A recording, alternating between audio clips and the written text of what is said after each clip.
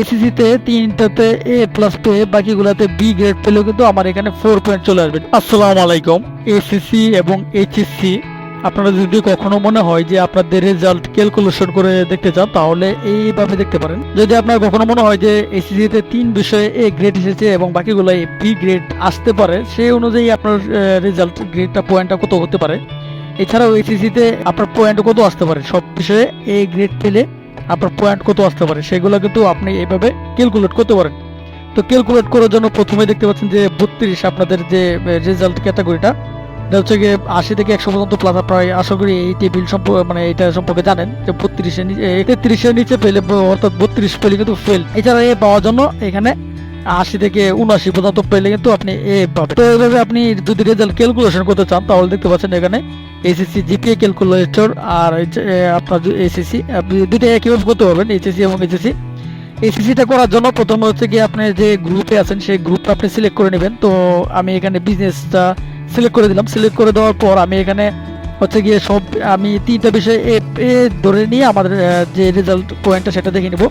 তো আমি ধরে নিলাম বাংলাতে এ প্লাস পেলাম এবং হচ্ছে গিয়ে ইংলিশে এ প্লাস আর হচ্ছে গিয়ে ম্যাথে এ প্লাস। আর সবগুলো যে সাবজেক্টগুলো আছে এগুলো আমি পি সিলেক্ট করে দিয়েছি।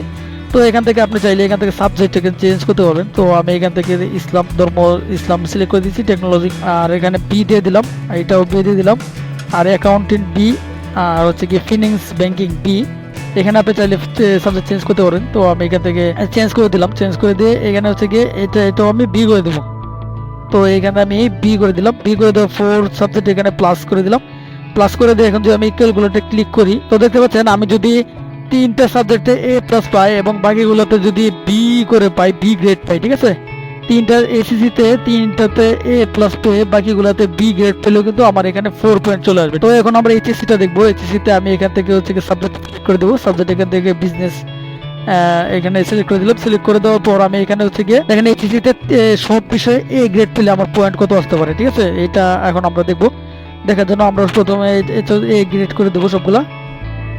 এখান থেকে এ গ্রেড করে দিলাম, সব বিষয়ে এ গ্রেড, ঠিক আছে। আর 4th সাবজেক্ট এটা হচ্ছে কি আমি প্লাস করে দেবো। প্লাস করে দিয়ে আমরা যদি এখানে ক্যালকুলেটরে ক্লিক করি তাহলে দেখতে পাচ্ছেন এখানে কিন্তু আমরা 4.50 কত রেজাল্ট পেয়ে যাবো, ঠিক আছে।